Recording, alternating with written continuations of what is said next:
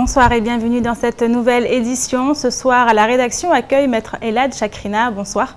Bonsoir. Vous êtes avocat à la Cour et à la mobilisation autour de Mahmoud Aziari a pris de l'ampleur. Et vendredi dernier, 1er mai, le collectif Bassivo était dans les rangs des manifestants venus soutenir le directeur de la CIM. Nous y reviendrons avec vous au cours de ce journal. Mais d'abord, voici les titres de ce mercredi 6 mai.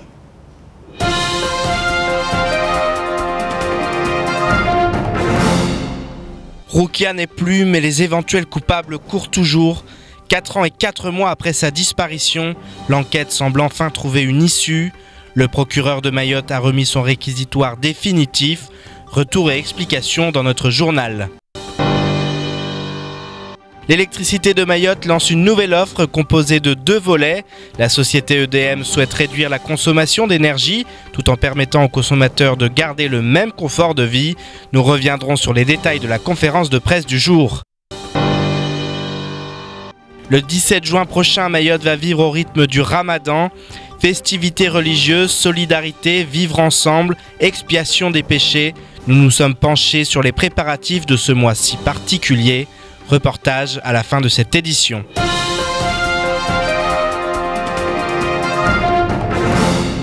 Souvenez-vous, il y a près de 4 ans et demi, Mayotte s'était émue de la disparition de Roukia. Cette jeune femme avait été retrouvée dans un sac plastique enseveli dans le sable de Sakouli. Une tragédie sans pareille qui a donné lieu à une enquête sans fin. Le procès pourrait se tenir dans quelques mois pour les 5 prévenus. Retour sur l'histoire de ce drame dans ce reportage signé Pierre Bellucci. 4 ans et demi que le terrible feuilleton a commencé. Roukia, une jeune fille, est retrouvée morte et enfouie sur la plage de Trévani. Nous sommes le 15 janvier 2011 et l'enquête commence. Les investigations sont longues, compliquées. Quelques semaines après la découverte de Roukia, Mathias Belmer, son ex-petit ami toxicomane, est auditionné. S'il nie le meurtre, il avoue avoir été aidé par son employeur Frédéric Blondel pour dissimuler le corps qui portait de nombreuses traces de coups. L'affaire prend une nouvelle tournure, d'autant plus que la drogue vient ternir une histoire déjà bien sombre. En effet, la veille du drame, Roukia participe à une soirée où plusieurs drogues dures sont consommées. Après poursuite de l'enquête, le juge Karki en charge de l'affaire remonte jusqu'au dealer, qui n'est autre qu'un indicateur du groupement d'intervention régional. L'implication lointaine du service d'élite commandé par le capitaine Gérard Gauthier fait exploser la boîte de Pandore, car coup de théâtre, les analyses réalisées sur le corps de Roukia révèlent que son décès est dû à une overdose d'héroïne, alors qu'elle en consommait pour la toute première fois, tandis que le GIR fait l'objet d'une enquête pour trafic de stupéfiants en bande organisée. 5 personnes sont mises en examen. Aujourd'hui, et après de longs mois d'enquête, le procureur de Mayotte vient de remettre son réquisitoire définitif. Une nouvelle étape avant le procès, résumée dans un document de 32 pages. Mathias Belmer devrait être poursuivi pour homicide involontaire. Il cumule également 2 autres charges d'accusation pour dissimulation de corps et recel de cadavres, tout comme son complice Frédéric Blondel. 3 autres prévenus feront face à la barre, le dealer indicateur Daniel Mohamed, ainsi que Vincent et Papa, et 2 fonctionnaires du GIR. Le procès devrait se tenir d'ici la fin de l'année. Les coupables seront alors connus et Roukia pourra enfin reposer en paix. Autre histoire lugubre, ce matin vers 8 h, la police a été alertée par un administré qu'un corps inanimé gisait en contrebas de la mairie de Koungou. Pour l'heure, les circonstances du décès restent floues. Explication signée Pierre Bellucci. Ce sont des scènes devenues de plus en plus fréquentes à Mayotte. Des corps qui gisent sans vie sur le sol de l'île aux Lagons. Et une fois n'est pas coutume, il semble s'agir d'un homme en quête d'Eldorado.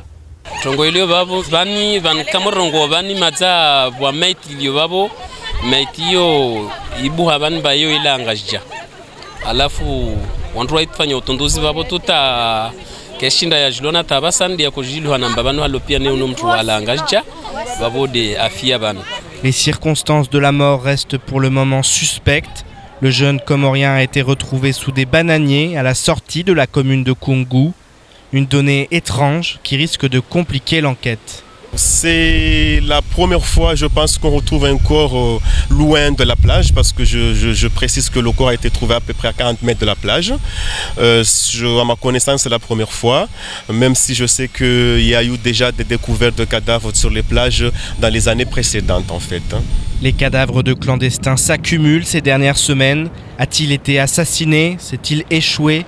L'a-t-on déposé là? Autant de questions qui sont pour l'heure en suspens. Une enquête devrait rapidement être ouverte afin d'éclaircir cette lugubre découverte. Savoir se renouveler, se réinventer en restant toujours plus compétitif et performant, c'est ce que cherche à faire EDM, Électricité de Mayotte, en lançant sa nouvelle offre pour les consommateurs. Une conférence de presse a eu lieu ce matin au siège d'EDM afin de présenter les nouveautés, mais aussi les défis que s'est fixé le groupe. Explication avec Shakila Issouf et Fred Souleymana. Comment réduire sa consommation d'énergie tout en gardant son confort de vie? C'est l'objectif de la nouvelle offre d'EDM qui se décline en deux volets, l'offre Nyumba Hodari et l'offre équipement intérieur. La première offre Nyumba Hodari, entendez maison solide, vise à augmenter la performance du bâtiment pour une meilleure isolation des murs et des toitures au moyen de matériel dernière génération, ce qui par voie de conséquence permet de limiter les pertes d'énergie. Pour ce qui est de l'offre d'équipement intérieur, elle comprend les brasseurs d'air, les appareils de froid ménager et les climatisations, mais celle-ci vise exclusivement les abonnés qui décident d'abonner les systèmes déjà installés au profit de dispositifs moins énergivores. Et pour que tout cela soit effectif et profitable au plus grand nombre, EDM a tout prévu. EDM s'est engagé à former un certain nombre d'entreprises mahoraises, de petites entreprises, que l'on appelle désormais le club entreprise. Et ces entreprises vont permettre de porter les offres EDM liées à l'isolation, donc à l'isolation des toitures ou des murs, à la performance de la toiture et également à l'installation de brise-soleil pour lutter contre les apports solaires par les vitrages. Des entreprises conventionnées qui répondent à une politique des prix délibérés. L'objectif étant bien évidemment ici de ne pas porter atteinte au pouvoir d'achat des Mahorais qui, dans un contexte de vie chère, font de plus en plus attention à leur portefeuille. Donc, ces entreprises qui sont conventionnées avec EDM, qui justifient d'une certaine compétence et d'un certain savoir-faire, vont permettre aux clients de pouvoir bénéficier d'une aide de 15 € par mètre carré pour l'installation d'une toiture performante, de 15 € par mètre carré pour la pose d'un isolant et de 40 € par mètre carré pour la pose de brise-soleil sur les vitrages. Puisqu'on parle d'une diminution d'au moins 10 degrés dans l'habitation, donc on lutte contre l'effet de surchauffe qui est lié à l'inconfort, enfin qui représente l'inconfort d'un logement. Et donc normalement, avec ces aides, on arrive à concurrencer les matériaux de base, c'est-à-dire les tôles traditionnelles, qui n'ont pas des pouvoirs absorbants comparables à ceux que l'on propose. Au-delà des économies qui vont être réalisées grâce à la baisse du montant de leur facture d'électricité, les Mahorais prennent doucement mais sûrement le chemin vers de nouvelles habitudes de vie qui, dans un avenir plus ou moins proche, feront des énergies renouvelables l'alternative la plus évidente. L'UMP, l'Union pour un mouvement populaire, veut faire peau neuve en changeant de nom. Les membres du bureau politique national ont voté hier en faveur de celui proposé par Nicolas Sarkozy il y a quelques mois, les Républicains. Un nouveau nom qui est également synonyme de nouvelles orientations politiques pour le parti. Les militants doivent acter ce changement par un vote électronique à la fin du mois. Mais dès aujourd'hui, les sympathisants mahorais ont un avis sur la question. Reportage Shakila Issouf, Camille Leca et Leslie Vimné. Fini l'UMP, les Républicains, ce sera le nouveau nom du parti. Un nom et des nouveaux statuts adoptés hier à la quasi-unanimité par le bureau politique et qui seront consacrés les 28 et 29 mai prochains par un vote électronique des militants. Alors qu'en pense-t-on aujourd'hui dans le 101e département?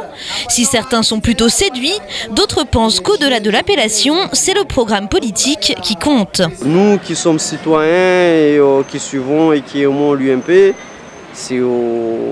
en attendant républicain, on se sent concerné directement par la partie. Je trouve que ça sonne bien, mais après je suis pas trop dans la politique. J'écoute de temps en temps, ça dépend du moment ou des saisons, mais voilà, je trouve que ça sonne bien. Le plus important c'est le contenu. J'attends plus à une évolution des idées ou voilà quoi, par rapport à ce qui se passe à Mayotte actuellement. Le reste, franchement, je m'en fous. Ce changement de nom était voulu par le président de l'UMP, Nicolas Sarkozy, depuis l'automne dernier. Une stratégie visant sûrement à faire oublier les affaires et les querelles intestines qui ont ponctué la vie du parti ces 2 dernières années. Les regards sont maintenant tournés vers l'avenir, selon le responsable des jeunes UMP de Mayotte. Le monde évolue, les choses changent. les partis politiques ne doivent pas être en reste. Moi, je pense que c'est important aussi que la famille politique a beaucoup évolué dans le temps. Ça ne commence pas d'aujourd'hui. Il y avait l'UMP, il y avait le RPR, il y avait l'UDR, il y avait plein de noms. Donc oui, je pense que c'est un processus normal. Il faut évoluer. Et parmi les évolutions qui sont proposées par Nicolas Sarkozy au sein de notre famille politique, c'est le changement de nom, le changement des statuts. Oui, je pense que c'était aussi un moyen de faire, de tourner une page nouvelle qui doit s'ouvrir pour notre famille politique et de manière générale pour l'ensemble de la nation. Depuis 1947, après le RPF, l'UNR, le RPR et l'UMP, les Républicains pourraient devenir le 6e nom de parti issu de la droite gaulliste. Reste maintenant à convaincre les militants et ce n'est pas encore gagné. Selon un sondage réalisé pour nos confrères d'ITélé, 56% d'entre eux préfèrent conserver l'ancien nom. L'affaire du classement patrimoine historique des cases de la rue Saharangué n'a pas fini d'effrayer la chronique. Après avoir participé à la mobilisation citoyenne du 1er mai, le collectif Bassivo appelle un nouveau rassemblement mardi prochain, date du conseil d'administration de la CIM, au cours duquel le sort de Mahmoud Aziari va se jouer. Ce matin, les membres du collectif ont convié la presse pour développer les raisons de leur soutien. Explication avec Camille Leca. Ismaël Kordji, Maître Chakrina, Miki Dash, Nassur Mohammadi, Answar Abdou. Les soutiens de Mahmoud Aziari ne se relâchent pas. Toujours convaincus que le directeur de la CIM est devenu l'ennemi à abattre pour les services de l'État, ils continuent le combat. Un combat qui, selon le collectif Bassivo, dépasse le conflit de personnes et porte aujourd'hui sur l'égalité des droits entre communautés. Face à certains détracteurs qui les accusent d'attiser les haines, les membres se défendent aujourd'hui. Là, j'ai la casquette, en ce qui me concerne, la casquette de l'artiste, de l'élu, du citoyen. Et je pense que non, il y a des combats à faire. Et il appartient aux Mahorais de le faire. Et donc, après, bon, on n'a pas du tout envie d'attiser la haine ou des problèmes entre les communautés. Au contraire, nous, on dépasse tout cela. Et d'ailleurs, on invite à tout le monde de revenir rejoindre ce collectif et se battre pour l'égalité républicaine. Bassivo appelle à nouveau les citoyens mahorais à se mobiliser le 12 mai prochain. La date n'a pas été choisie par hasard, c'est aussi celle du conseil d'administration de la Société immobilière de Mayotte. 10 actionnaires, dont 5 représentants de l'État et 5 issus d'institutions locales comme le conseil départemental ou la mairie de Mamoudzou, vont devoir trancher sur l'avenir de Mahmoud Aziari.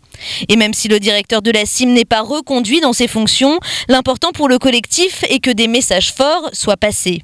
Quelle que soit l'issue de si Mahmoud Aziari est évincé ou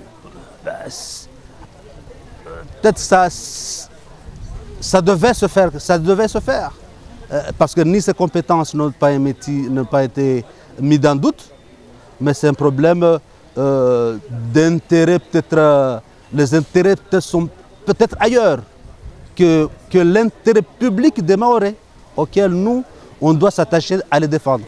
Pour alerter le gouvernement, le 2 mai dernier, le collectif Bassivo a aussi adressé une lettre au Premier ministre.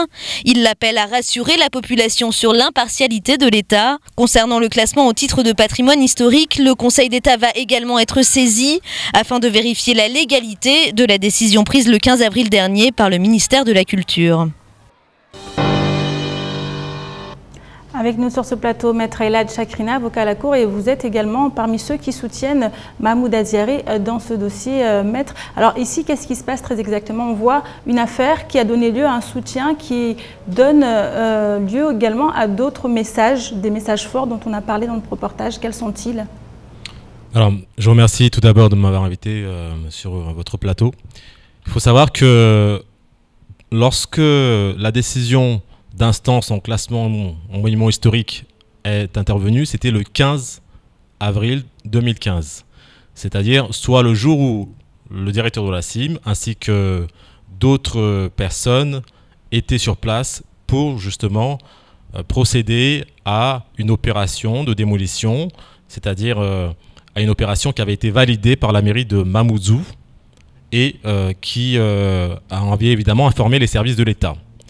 Donc, il est surprenant évidemment que le même jour, lorsque une telle opération allait se produire qu'une décision intervienne le même jour. Donc, c'est déjà une première question, à savoir pourquoi est-ce que cette décision n'est pas intervenue bien avant? C'est la première question. La seconde, on s'interroge aussi sur le fait que d'autres maisons à Mayotte ont été détruites, à Mtsanouni. On se souvient de cet épisode il y a de cela plusieurs années.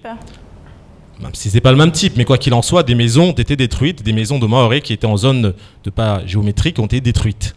Pourquoi est-ce que justement ces Maoré n'ont pas bénéficié du même traitement de faveur, c'est-à-dire un processus de classement en monument historique pour garder leur maison? Vous savez parfaitement bien que tout est extrêmement cher ici, il est difficile de construire sa résidence, donc lorsque on bâtit sa maison pendant plusieurs années et qu'un beau jour on vous dit vous êtes situé sur un terrain qui n'est pas le vôtre, il va falloir détruire votre maison, eh bien on trouve cela scandaleux et injuste.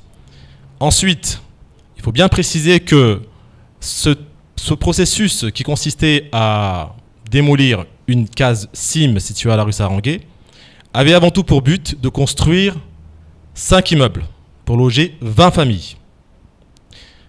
On trouve tout de même cela assez regrettable qu'aujourd'hui on nous annonce qu'il y aura un retard d'1 an, puisque cette instance de classement monument historique consiste avant tout à bloquer toute décision durant 1 année.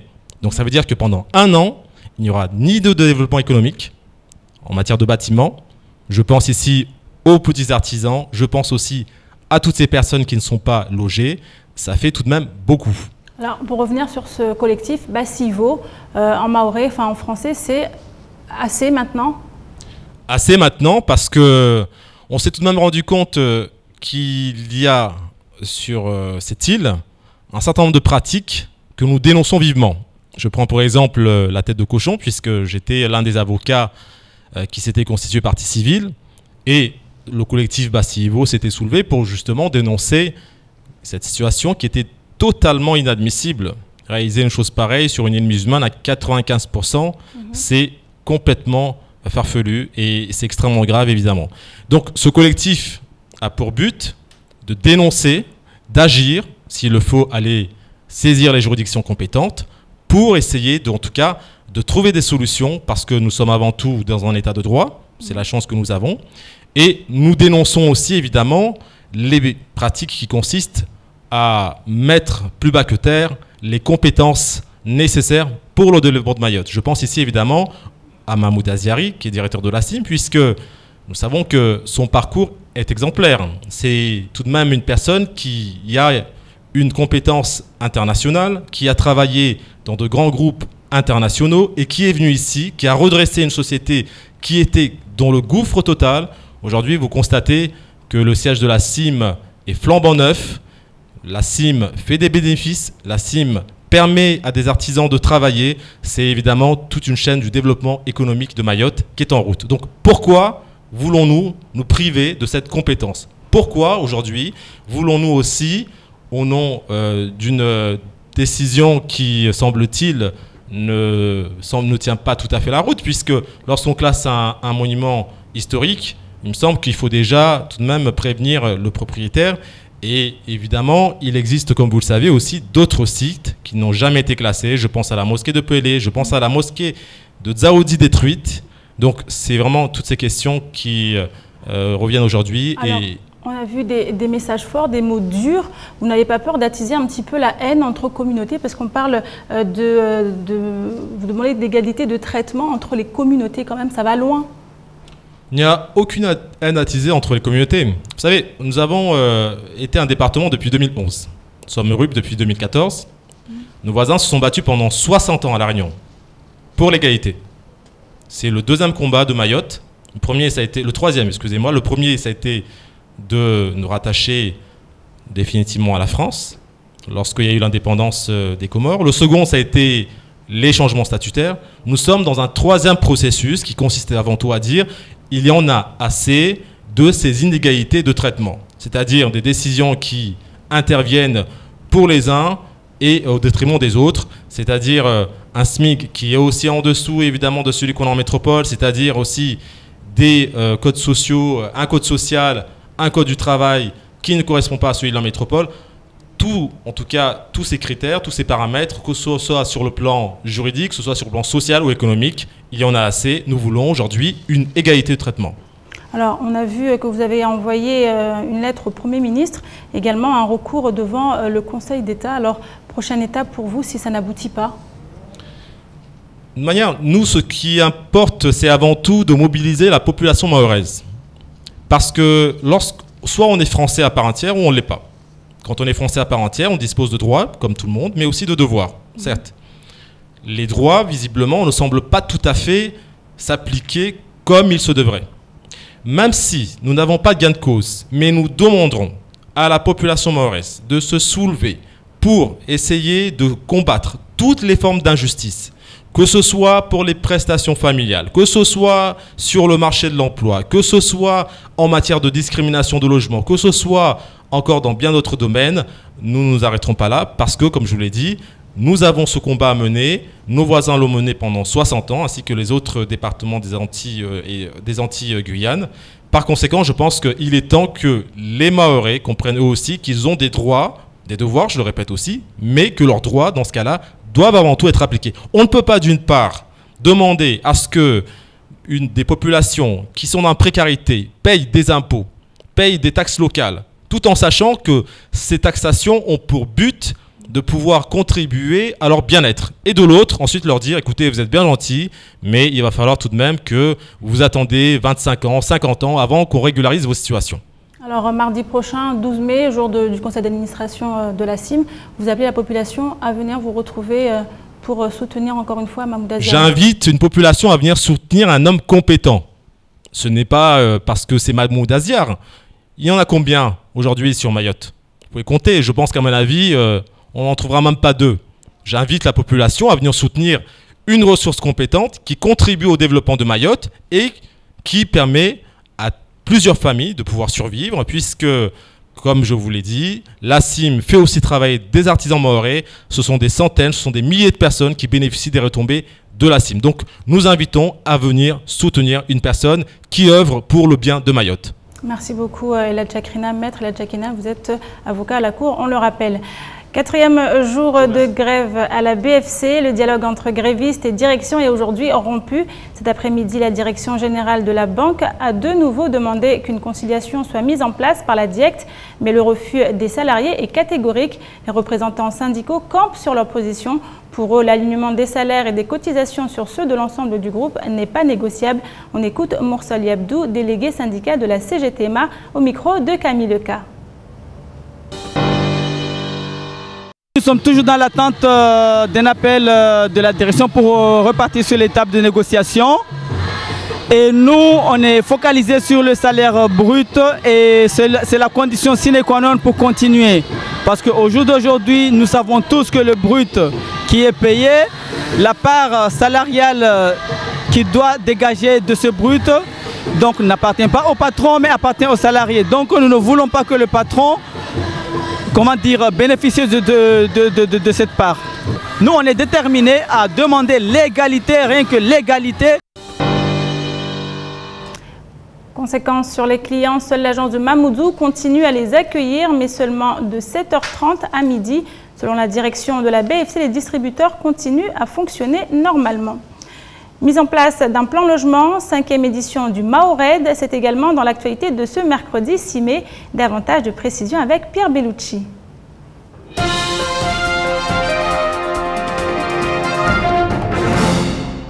Ambitieux et réaliste, c'est ainsi que le préfet Seymour Morsi qualifie le plan de logement pour Mayotte. Les acteurs du plan logement Outre-mer étaient réunis hier autour du préfet afin de lancer le processus de concertation. Les enjeux prioritaires sont les suivants: libérer et aménager le foncier, favoriser la construction neuve de logements de qualité, améliorer le parc existant, maîtriser les coûts de production ou encore lutter contre l'habitat indigne et dégradé. Au vu de tous les objectifs, la tâche semble ardue. Le travail ne fait donc que commencer, mais le plan logement fait partie des chantiers indispensables pour le développement de notre île.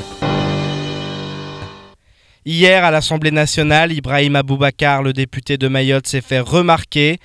Il a interpellé le secrétaire d'État Alain Vidièche, chargé des transports, de la mer et de la pêche, sur les difficultés que rencontre le secteur de la pêche et de l'aquaculture à Mayotte.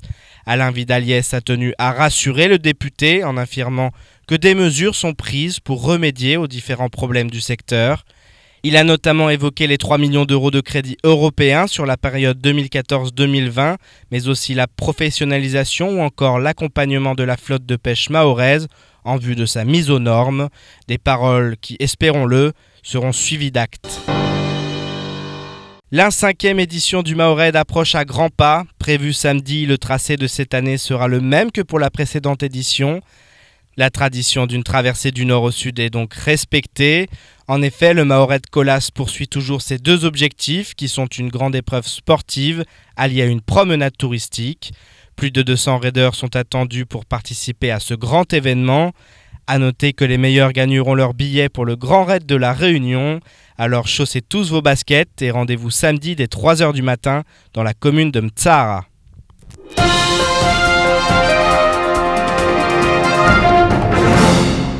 Et enfin, les musulmans de Mayotte, comme tous les musulmans du monde, se préparent à accueillir le mois de Ramadan, mois béni au cours duquel les fidèles sont concentrés sur leur foi et multiplient les prières pour s'élever spirituellement. En ce mois de Rajab, responsables religieux comme élèves sont donc en pleine méditation et leur quotidien est animé par la religion. Plus d'explications avec ce reportage signé Shakila Issouf et Fred Souleymana. Vivant souvent en communauté, les Mahorais musulmans sont habités par l'esprit du vivre ensemble et de la solidarité. Pendant ce mois sacré de Rajab qui précède le Ramadan, ils s'organisent dans tous les villages des rencontres, mais aussi des festivités religieuses, l'occasion pour les familles de raviver les liens et de prendre des nouvelles. Le mois de Ramadan qui s'annonce ensuite perpétue cet élan de rassemblement et d'entraide.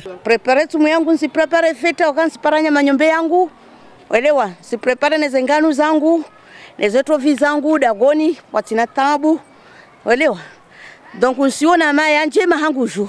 Le problème c'est que maintenant avec l'arrivée des Djaoula comme on dit, il y a un relâchement des traditions et que le jour de Miraj c'est un jour où tout le monde se réunit, que ce soit les familles à la maison pour manger, que ce soit dans les mosquées, c'est un jour très très important. Pendant tout le mois, les musulmans se privent de nourriture volontairement afin de se concentrer sur ceux qui sont dans le besoin. Comme tous les mois de l'année, il aurait recommandé de faire l'aumône, mais plus encore pendant le mois de Ramadan où les bonnes actions sont multipliées. Seules les personnes âgées, les femmes enceintes et les malades sont exemptées du Ramadan à condition qu'ils s'acquittent de cette dernière en venant en aide aux familles dans le besoin. C'est le jeûne qu'on fait pendant un mois, donc qui est obligatoire pour chaque musulman. Obligatoire pour tout le monde. Maintenant, celui qui ne peut pas, il a une dérogation, mais il rentre dans cette obligation-là. Il ne peut pas dire je ne peux pas, je laisse comme ça. Donc on donne une aumône compensatoire, mais c'est comme si on l'avait fait. On a la volonté, pour montrer, on a la volonté de le faire, mais on ne peut pas. Donc, il faut 29 ou 30 jours de jeûne et cela soit dit en passant, le jeûne ne consiste pas juste à avoir fait soif, c'est toutes des observations à faire, c'est en fait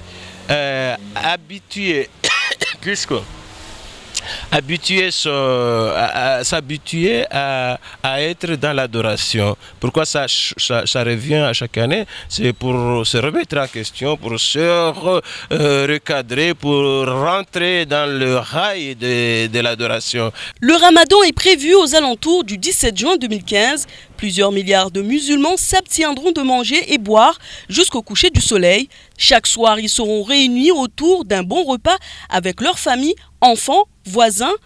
Il est en effet recommandé en ce mois saint de partager sa nourriture avec son entourage. La foi des fidèles sera mise à rude épreuve, mais il leur est conseillé de garder patience et d'expier leurs péchés, car après ce mois, les compteurs seront remis à zéro. Pour les plus spirituels, ils seront peut-être lavés de tous leurs péchés. Enfin, comme on dit chez nous, Inch'Allah.